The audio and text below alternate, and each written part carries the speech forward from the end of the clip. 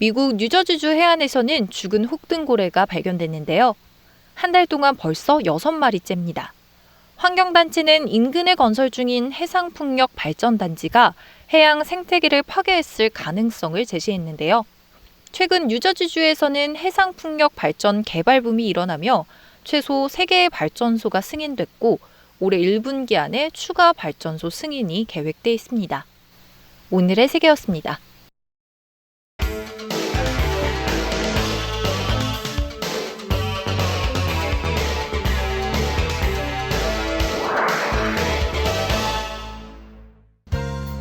월드 이브리핑입니다. 먼저 중국입니다. 어느 날 갑자기 경영권을 포기하고 사라진 알리바바 창업자 마윈이 양식업 기술을 공부하고 있는 것으로 알려졌습니다. 사우스 차이나 모닝포스트는 마윈이 농업과 어업 공부를 이어가고자 일본을 떠나 태국에 도착했다고 전했는데요. 그러면서 일본에서는 참다랑어 양식을 공부하는가 하면 최근 태국에서는 바다새우 양식 공장을 찾았다고 소개했습니다. 마윈은 2020년 10월 중국의 규제를 공개 비판해 미운털이 박힌 이후 거의 나타나지 않았는데요.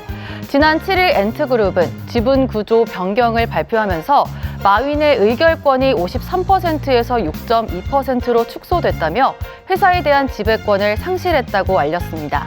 양식업을 배운다는 그의 행보가 세계를 깜짝 놀라게 할 또 다른 준비를 하는 건지 아니면 그저 소소한 삶을 위한 건지는 좀 더 지켜볼 일입니다. 루마니아입니다. 유럽에서 가장 가난한 국가 중 하나로 꼽혀왔던 루마니아가 동유럽에서 폴란드에 이은 두 번째 경제대국에 올라설 전망입니다. 국제통화기금 IMF에 따르면 지난해 루마니아의 경제 성장률은 3.1%라는 상당히 좋은 결과를 냈는데요. 1인당 국내 총생산도 EU 국가 평균의 74%에 달해 2010년 이후 21%포인트나 오르는 괄목상대할 변화를 보여주고 있습니다. 루마니아 경제가 이렇게 성장한 건 무엇보다 8조 원에 달하는 EU의 경제 지원금 덕이 큰데요. 그동안 EU가 원하는 사법부 독립 같은 요건을 충실히 반영하면서 이 지원금을 받을 수 있었습니다.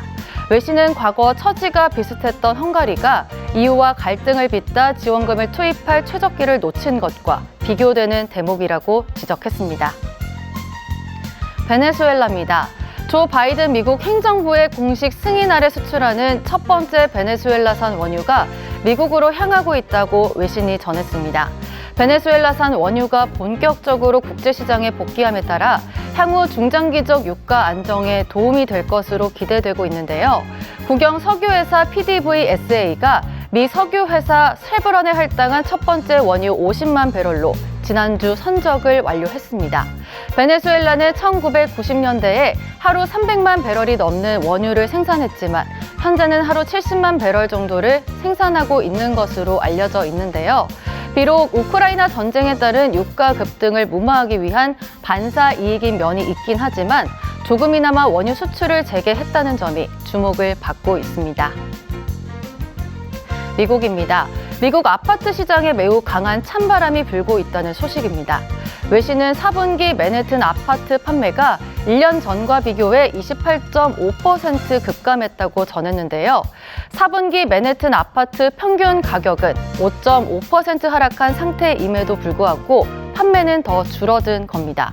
전문가들은 하락한 아파트 평균 가격은 여전히 팬데믹 이전보다 높은 수준을 유지하고 있다고 설명했는데요. 더불어 급등한 대출이자도 한몫한 것으로 분석했습니다. 전문가들은 금리가 하락을 거듭하지 않는 한 올해도 부동산 시장에는 먹구름이 낄 것으로 보고 있습니다. 계속해서 미국입니다. 달걀 가격이 급등하면서 미국인들이 식량 예산에 큰 타격을 받고 있다고 전해왔습니다.